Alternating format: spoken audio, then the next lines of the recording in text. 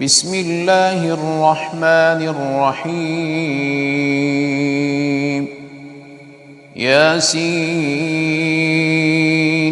والقرآن الحكيم إنك لمن المرسلين على صراط مستقيم تنزيل العزيز الرحيم لتنذر قوما ما أنذر آباؤهم فهم غافلون لقد حق القول على أكثرهم فهم لا يؤمنون إنا جعلنا في أعناقهم أغلالا فهي إلى الأذقان فهم مقمحون وجعلنا من بين أيديهم سدا ومن خلفهم سدا فأغشيناهم فهم لا يبصرون وسواء عليهم أأنذرتهم أم لم تنذرهم لا يؤمنون إنما تنذر من اتبع الذكر وخشي الرحمن بالغيب فبشره بمغفرة وأجر كريم إنا نحن نحيي الموتى ونكتب ما قدموا وآثارهم وكل شيء أحصيناه في إمام مبين واضرب لهم مثلا أصحاب القرية إذ جاءها المرسلون إذ أرسلنا إليهم 2 فكذبوهما فعززنا بثالث فقالوا إنا إليكم مرسلون قالوا ما أنتم إلا بشر مثلنا وما أنزل الرحمن من شيء إن أنتم إلا تكذبون قالوا ربنا يعلم إنا إليكم لمرسلون وما علينا إلا البلاغ المبين قالوا إنا تطيرنا بكم لئن لم تنتهوا لنرجمنكم وليمسنكم منا عذاب أليم قالوا طائركم معكم أئن ذكرتم بل أنتم قوم مسرفون وجاء من أقصى المدينة رجل يسعى قال يا قوم اتبعوا المرسلين اتبعوا من لا يسألكم أجرا وهم مهتدون وما لي لا أعبد الذي فطرني وإليه ترجعون أأتخذ من دونه آلهة إن يردني الرحمن بضر لا تغن عني شفاعتهم شيئا ولا ينقذون إني إذا لفي ضلال مبين إني آمنت بربكم فاسمعون قيل ادخل الجنة قال يا ليت قومي يعلمون بما غفر لي ربي وجعلني من المكرمين وما أنزلنا على قومه من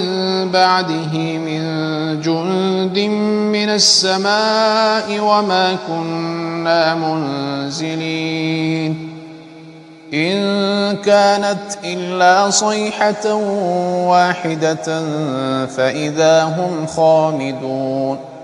يا حسرة على العباد ما يأتيهم من رسول إلا كانوا به يستهزئون ألم يروا كم أهلكنا قبلهم من القرون أنهم إليهم لا يرجعون وإن كل لما جميع لدينا محضرون وآية لهم الأرض الميتة أحييناها وأخرجنا منها حبا فمنه يأكلون وجعلنا فيها جنات من نخيل وأعناب وفجرنا فيها من العيون ليأكلوا من ثمره وما عملته أيديهم أفلا يشكرون سبحان الذي خلق الأزواج كلها مما تنبت الأرض ومن أنفسهم ومما لا يعلمون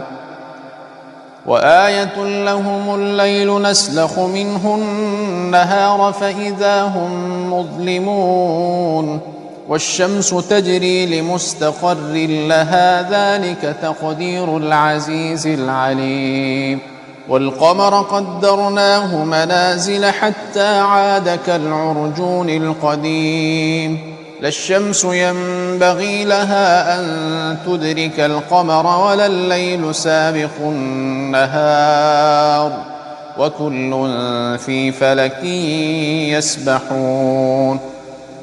وآية لهم أنا حملنا ذريتهم في الفلك المشحون وخلقنا لهم من مثله ما يركبون وإن نشأ نغرقهم فلا صريخ لهم ولا هم ينقذون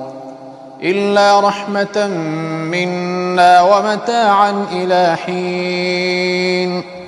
وإذا قيل لهم اتقوا ما بين أيديكم وما خلفكم لعلكم ترحمون وما تأتيهم من آية من آيات ربهم إلا كانوا عنها معرضين وإذا قيل لهم أنفقوا مما رزقكم الله قال الذين كفروا للذين آمنوا أنطعم من لو يشاء الله أطعمه إن أنتم إلا في ضلال مبين ويقولون متى هذا الوعد إن كنتم صادقين ما ينظرون إلا صيحة واحدة تأخذهم وهم يخصمون فلا يستطيعون توصية ولا إلى أهلهم يرجعون ونفخ في الصور فإذا هم من الأجداث إلى ربهم ينسلون قالوا يا ويلنا من بعثنا من مرقدنا هذا ما وعد الرحمن وصدق المرسلون إن كانت إلا صيحة واحدة فإذا هم جميع لدينا محضرون فاليوم لا تظلم نفس شيئا ولا تجزون إلا ما كنتم تعملون إن أصحاب الجنة اليوم في شغل فاكهون هم وأزواجهم في ظلال على الأرائك متكئون لهم فيها فاكهة ولهم ما يدعون سلام قولا من رب رحيم وامتازوا اليوم أيها المجرمون ألم أعهد إليكم يا بني آدم ألا تعبدوا الشيطان إنه لكم عدو مبين وأن اعبدوني هذا صراط مستقيم ولقد أضل منكم جبلا كثيرا أفلم تكونوا تعقلون هذه جهنم التي كنتم توعدون اصلوها اليوم بما كنتم تكفرون اليوم نختم على